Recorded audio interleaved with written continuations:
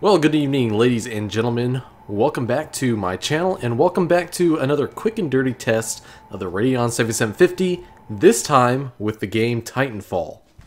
Our goal here is to really see what the 7750 can do running this game at the highest settings it can and still get smooth gameplay at 1080p, and if we can get even beyond that and still look great, you know, kudos to us.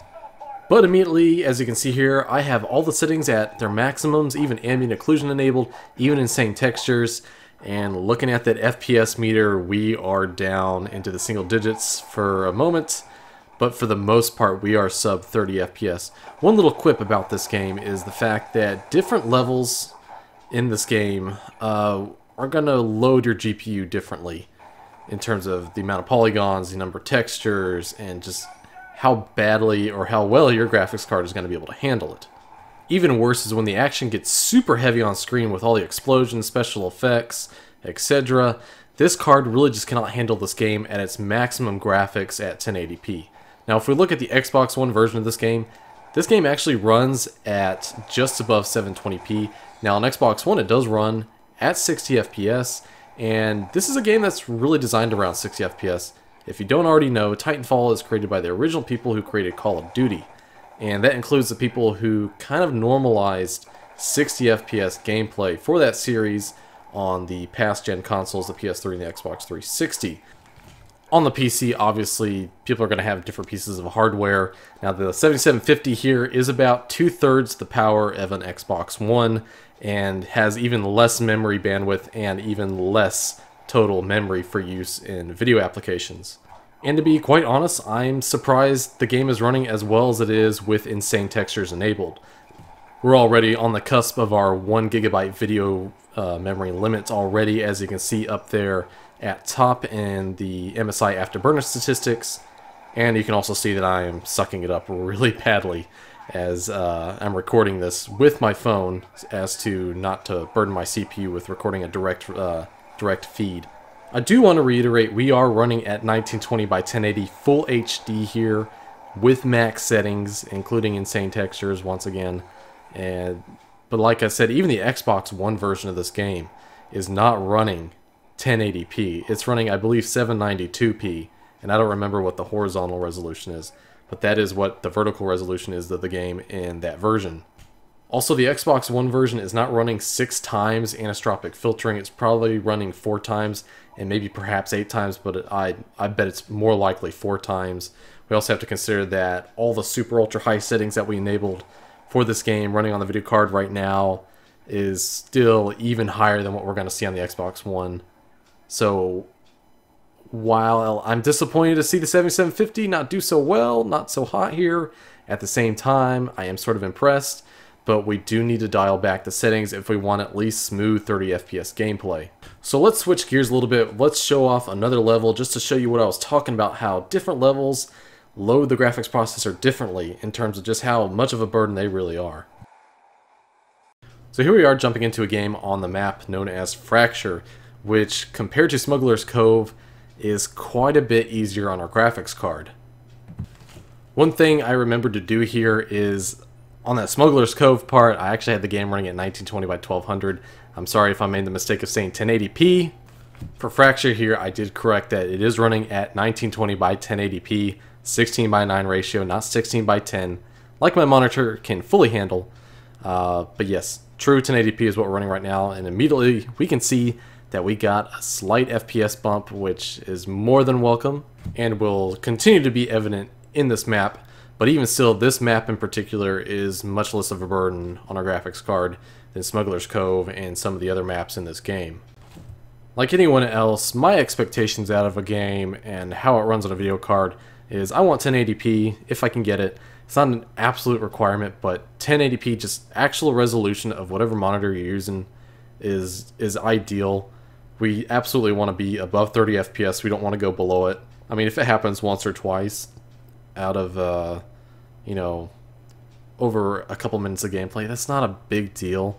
As long as it remains smooth and playable, that's what really matters. And the other thing is we don't want the game to look like shit. And Titanfall's not a horrible looking game. It's not the absolute best looking game, but since it's built to run at 60 FPS, really, it needs to run at 60 FPS to look its best. There are just some games that they run at 30 FPS just fine, the animation's built around 30 FPS, and it all looks great. As long as the frame pacing is consistent and smooth, it all just looks fine. Now this game though, it just feels like it needs to be running at 60 FPS because it's designed around 60 FPS. However, it's more than playable as long as it's above 30. And later on, what we're going to do is we're going to start reducing settings to get us, over that 30 FPS threshold and try to stay out of sub 30s as much as possible.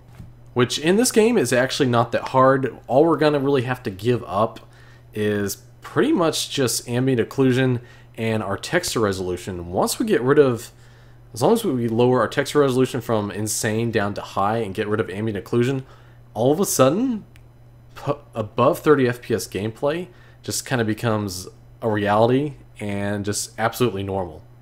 As far as textures go, as long as they're at high, they look pretty good. I honestly don't think I've ever ran this game at low or medium textures, just because I've never had a system that really kind of required me to do that. So I really don't know what they look like. I'm sure they don't look that great, but at the same time, as long as the texture work is well done, even at lower settings, textures will still look great. And in a fast-paced Twitch game like this, you really just don't notice it that much, as long as you're not looking for the individual text cells of color in the textures themselves. As long as everything looks consistent, you're not really going to notice bad textures, if there are any. In my bid to immensely increase performance, I pretty much just reduced everything down to medium settings if I could. If something went from high settings to low, I just left it at high. So whatever had medium settings available, I put it on there, and nothing is on low.